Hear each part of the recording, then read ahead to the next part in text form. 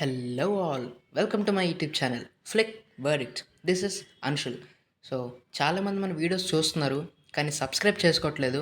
So video నచ్చితే like చేయండి, share చేయండి అండ్ సబ్స్క్రైబ్ చేయండి. అండ్ ఆల్సో పక్కనే ఉన్న బెల్ ఐకాన్ క్లిక్ చేయడం మర్చిపోకండి.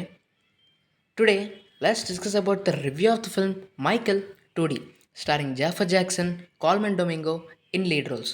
Language English. Censor certification UA 13+. Yes, this film can be viewed with parental guidance. Children are also allowed to view it. Directed by Antoine Fuqua.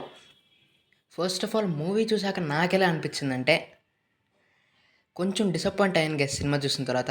But ఓవరాల్గా it's an okayish film and okayish biography.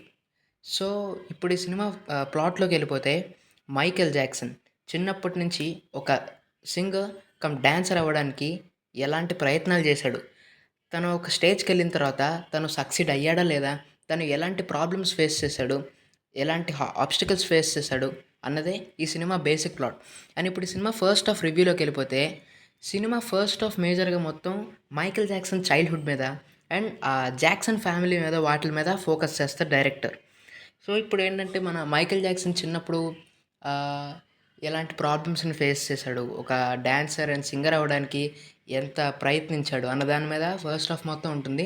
And first హాఫ్కి main హైలైట్గా నిలిచేది ఏంటంటే father and sun మధ్య, వాళ్ళిద్దరి మధ్య జరిగే కొన్ని conversations కానీ, వాళ్ళిద్దరి మధ్య ఉండే కొన్ని సీన్స్ కానీ ఫస్ట్ హాఫ్లో చాలా బాగా అనిపిస్తాయి. సో వాళ్ళిద్దరి బాండ్ కానీ, అక్కడ తన కొడుకుని పెద్ద స్థాయిలో చూడాలని వాళ్ళ నాన్న పడే తపన, అవన్నీ మనకి ఆ ఫస్ట్ హాఫ్లో మనకి తెలుస్తుంటాయి. సో ఫస్ట్ హాఫ్ మొత్తం ఇలా మోస్ట్లీ చైల్డ్హుడ్ ట్రాక్తో వెళ్ళిపోద్ది. తర్వాత Michael Jackson rise and Michael Jackson సంపాదించుకునే పాపులారిటీ, తర్వాత తనకు ఉండే ఫ్యాన్ బేస్, సో వాటి మీద మొత్తం మనకి చూపిస్తారు. సో ఫస్ట్ హాఫ్ మాత్రం డీసెంట్గా ఉంది, పర్లేదు. And coming to the second హాఫ్లో నేను కొంచెం డిసప్పాయింట్ అయ్యాను గైస్. ఎందుకంటే సినిమా యాక్చువల్గా సెకండ్ హాఫ్లో అనేది ఇంకా బెటర్గా అవుతుందని నేను ఎక్స్పెక్ట్ చేశాను. సో యాక్చువల్గా నాకు సెకండ్ హాఫ్లో ఏంటంటే ఇది ఒక బయోగ్రఫీలా అనిపించలేదు, నాకు సినిమా ఒక డాక్యుమెంటరీలా అనిపించింది. సో ఆ ఫీల్ అనేది వచ్చింది నాకు. అండ్ సెకండ్ హాఫ్ మోస్ట్లీ చాలా వరకు డిప్ అవుతూ వెళ్తుంటుంది, అసలు ఎక్కడ అంటే రైజ్ అవ్వదు. మోస్ట్లీ చాలా పోర్షన్స్ వరకు సినిమా చాలా వరకు ల్యాగ్గా సాగదీస్తున్నట్టు ఉంటుంది, అంత ఎంగేజింగ్ ఉండవు ఆ పోర్షన్స్. బట్ ఒక సర్టెన్ పాయింట్ వచ్చేసరికి కొన్ని హై మూమెంట్స్ అనేవి పడతాయి. సెకండ్ హాఫ్ కూడా ఓకేష్గా నచ్చుతుంది మనకి. బట్ ఓవరాల్గా సెకండ్ హాఫ్ అయితే డిసప్పాయింట్ చేసింది. సో బయోగ్రఫికల్ ఫిల్మ్లో ఉండాల్సిన ఎలిమెంట్స్ ఏంటి, సో క్యారెక్టర్ ఎలాంటి ప్రాబ్లమ్స్ ఫేస్ చేశారు, తన రైజ్ ఏంటి, తన తను ఎలాంటి హార్డ్షిప్స్ అనేది ఫేస్ చేశాడన్న దాని మీద సెకండ్ హాఫ్ అదే మన బయోగ్రఫికల్ ఫిల్మ్స్ ఉండాలి. బట్ ఇక్కడ ఏం చేశారంటే తను ఎలాంటి స్ట్రగుల్స్ ఫేస్ చేశారని చూపించలేదు. అండ్ ఆల్సో తను ఎలాంటి ఆబ్స్టికల్స్ ఫేస్ చేశాడు తన లైఫ్లో అండ్ తన జర్నీలో అని కూడా మనకు చూపించలేదు.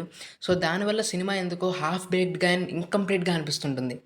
అందుకే చెప్పా ఇది ఒక బయోగ్రఫీలా కాదు, నాకు ఒక డాక్యుమెంటరీలా అనిపించింది. సో సెకండ్ హాఫ్లో మెయిన్ మైనస్ ఇది.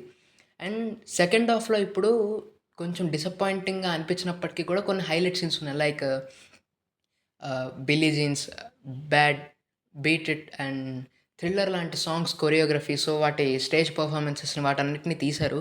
సో చాలా వరకు న్యాచురల్గా అనిపించాయి. సో అది రియలిస్టిక్గా తీసినట్టు. సో ఆ లొకేషన్స్ బాగుంటాయి ఆ టైంలో, జాఫర్ జాక్సన్ యాక్టింగ్ బాగుంటుంది ఆ టైంలో. సో అదంతా బాగుంటుంది.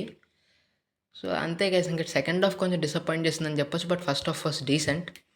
అండ్ ఈ సినిమా ఇక్కడితో అయిపోలేదు, ఈ స్టోరీ కంటిన్యూస్ అండ్ లాస్ట్లో ఎండ్ చేస్తాడు.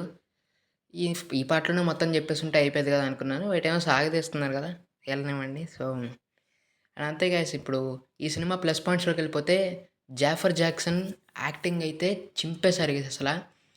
అసలు మైకేల్ జాక్సన్ని అచ్చుగుద్దినట్టు చాలా బాగా పోర్ట్రే చేశారు. అండ్ ఫస్ట్ హాఫ్ డీసెంట్గా ఉన్నింది, బాగుండింది. సెకండ్ హాఫ్లో వచ్చే కొన్ని songs like Billie Jeans, beat, bad, thriller ఇలాంటి సాంగ్స్ కొరియోగ్రఫీ కానివ్వండి అది బాగుండింది. సో మైకేల్ జాక్సన్ ఆరా అన్నది జాఫర్ జాక్సన్ చాలా వరకు బాగా క్యారీ చేశాడన్న ఫీలింగ్ వచ్చింది. బీజిఎం అండ్ సౌండ్ ట్రాక్ కూడా కొన్ని చోట్ల బాగా వర్క్ అయింది. సో ఇప్పుడు మైనస్ పాయింట్స్లోకి వచ్చేస్తే సినిమా ఎందుకో సెకండ్ హాఫ్లో చాలా డిప్ అవుతున్న ఫీలింగ్ వచ్చింది. నెక్స్ట్ ఇది బయోగ్రఫీ కన్నా నాకు ఒక డాక్యుమెంటరీలా అనిపించింది. దీన్ని కొంచెం బయోగ్రఫికల్ స్టైల్‌లో దీన్ని తీసుంటే బావుండనిపించింది. And yes. సో, పార్ట్ 2 దీనికి అనవసరం. ఫస్ట్ పార్ట్‌లోనే చేసుంటే అయిపోయేది. బట్ పార్ట్ 2 అనవసరంగా దాన్ని ఇలాగే ఎగ్జాజరేట్ చేస్తున్నారన్న ఫీలింగ్ కూడా అనిపించింది లాస్ట్‌లో. అండ్ ఫైనల్‌గా ఈ సినిమాకి నేనిచ్చే రేటింగ్ 2.5 ఔట్ ఆఫ్ 5 గైస్. అంటే నా verdict average. So, thank you. Subscribe for more content. And ఇప్పుడు మైకేల్ సినిమా ఆఖరిగా చూడొచ్చా లేదా అంటే ఎంజే ఫ్యాన్స్ అండ్ ఒక సెట్ ఆఫ్ ఆడియన్స్‌కి మాత్రం ఈ సినిమా తెగ నచ్చేస్తుంది. బాగా ఎంజాయ్ చేస్తారు. బాగా వైబ్ అవుతారు. ఎస్పెషల్లీ సెకండ్ హాఫ్‌లో వచ్చే సాంగ్స్‌కి బాగా ఫ్యాన్స్ లేకపోతే ఒక సెట్ ఆఫ్ ఆడియన్స్ బాగా వైబ్ అవుతారు. బట్ నార్మల్ ఆడియన్స్‌కి అండ్ ఇంకో సెట్ ఆఫ్ ఆడియన్స్‌కి మాత్రం ఈ సినిమా కొంచెం డిసప్పాయింటింగ్‌గానే అనిపిస్తుంది. సో, అది చూసుకొని ఎళ్ళండి. So, thank you guys.